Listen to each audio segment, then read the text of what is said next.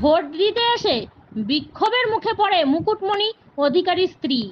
কয়েকদিন আগে বিজেপির জনসভার মঞ্চে বিজেপিতে যোগদান করেন রানাঘাট কেন্দ্রের তৃণমূল প্রার্থী মুকুটমণি অধিকারীর স্ত্রী স্বস্তিকা ভুবনেশ্বরী।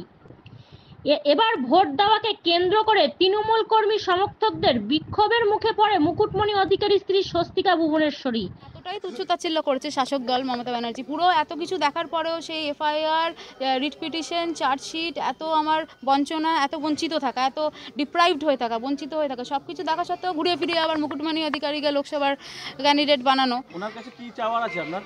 কার কাছে? মুকুটমণি অধিকারীর কাছে কি চাওয়ার আছে? কিছুই চাওয়ার নেই ওর মতন একটা।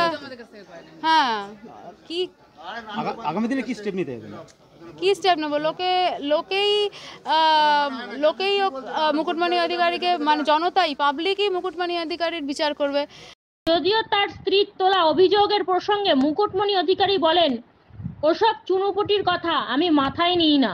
গতকাল আমার ইলেকশন এজেন্টের সিগনেচার চেঞ্জ করে পুরো লোকসভা ওয়াইজ সেই ফর্ম তারা বিলি করে দিয়েছিল। তারপর সারা রাত ধরে সেই ফর্ম আমরা প্রেশার দিয়ে আবার চেঞ্জ করেছি। সুতরাং ইলেকশন কমিশন বিক্রি হয়ে গেছে।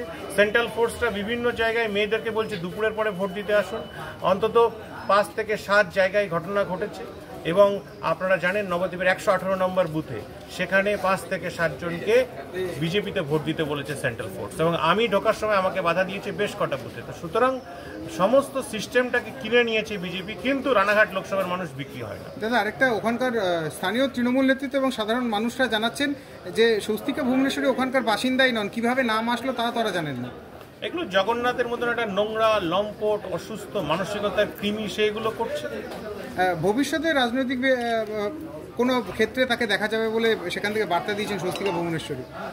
দেখুন, এইসব চুনোপুটির বিষয়ে আমার কোনো কথা বলার নেই, কিন্তু একথা স্পষ্টতই যে জগন্নাথ সরকারের মধ্যে একটা নোংরা, লম্পট, অপদার্থ মেয়ে বা ঘৃণ্য দালাল রানাঘাট লোকসভার মানুষ আর চায় না। কি মনে হচ্ছে ভোট কি 100% আশাবাদী তৃণমূল কংগ্রেস জিতছে, আমি জিতছি। ঠিক আছে।